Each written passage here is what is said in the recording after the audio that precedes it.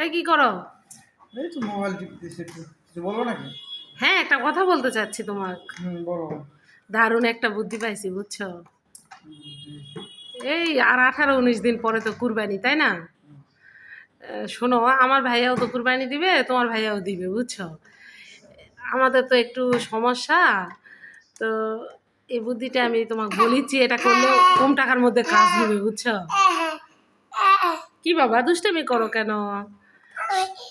শোনো, আমি ভাবছি যে ওনাদের সঙ্গে আমরা একটু মানে সামান্য একটু টাকা আর কি দিয়ে দিব। হ্যাঁ, দিলে আমাদের দেখা যাচ্ছে কুরবানিও হলো, সবাই জানলো যে আমরা কুরবানি দিলাম, তাই না? কেমন হবে বলো তো? দারুণ বুদ্ধি, তাই না? খুবই খারাপ, খুবই খারাপ, খুবই খারাপ। কেন? তুমি হয়তো জানো না যে এইভাবে কুরবানি হয় না।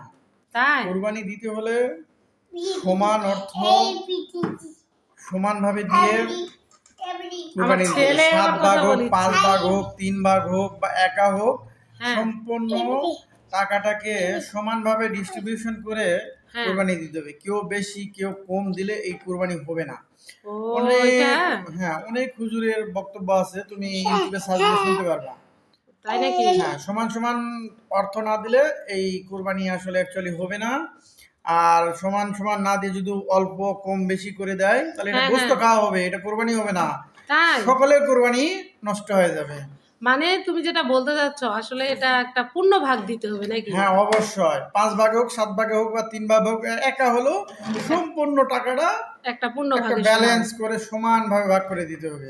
কেউ আসলে কম কেউ বেশি দিলে এই কুরবানি হবে না, জাস্ট গোশত খাওয়া হবে এবং লোক দেখানো হবে। এটা একেবারেই ঠিক কাজ না। ও, আসলে কি অনেকের শুনি তো এরকম, সেই জন্য আমি বললাম সরি, আসলে আমি জানি না। তাহলে তো সম্পূর্ণ পূর্ণ শুনলা ভাগ তো, দিতে হবে। বুঝলা তো। হ্যাঁ হ্যাঁ, বুঝতে তো পারছি। এখন এইভাবে আমাদের কাজ করতে হবে, ওকে? ঠিক আছে, নাও, আমি মানে যতই কষ্ট হোক আমরা চেষ্টা করব একটা পূর্ণ ভাগ দেওয়ার কুরবানিতে, এটাই। ওকে ওকে।